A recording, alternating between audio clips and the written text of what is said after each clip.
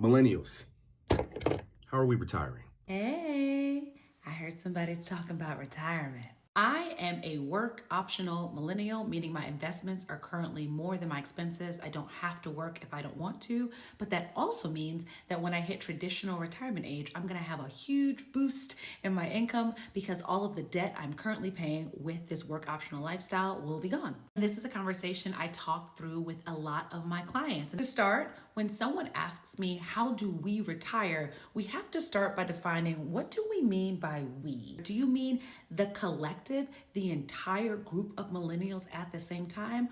Or do you mean we as in a bunch of individuals? Because if you mean the collective, I can't help with that. That is not something I think can be done in like 60-second TikToks. That is legislative change. And frankly, the creation of a system that has never quite existed. Because even now with Social Security still paying out, how many seniors do you know are like doing just fine on that aid? But if you mean the individuals, let me give you my 3-step guide. And I'm not even going to say average American. I'm going to say median. If you in the middle or lower, there are 3 things you need if you want to retire in this country: no debt, a paid off house, and income producing assets. You need no debt because we need to lower how much we actually need you to make per year. I just looked at my February budget. My household needs roughly $7,000 a month to function. Without debt, that number is 3.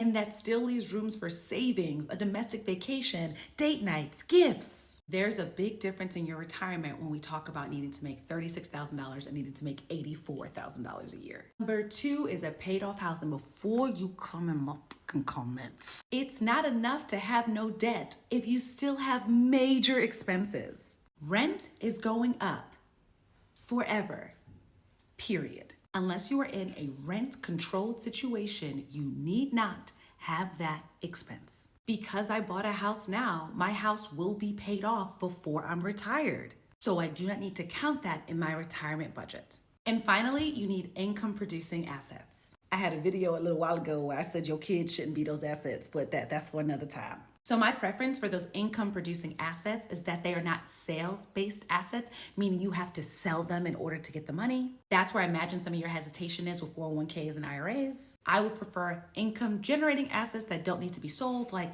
income producing stocks, royalties, real estate. That's what I do. And that would be my TikTok version of how to retire. But like back to the collective asset, that's something I'm experimenting with, right? I do joint ventures because I think that there can be another way for people to invest their money with the system and people and companies that trust in order to like manage as well for them. But I'm not fully at the level where I could involve everybody with that, but it's on my mind. Don't worry. Hope that helped.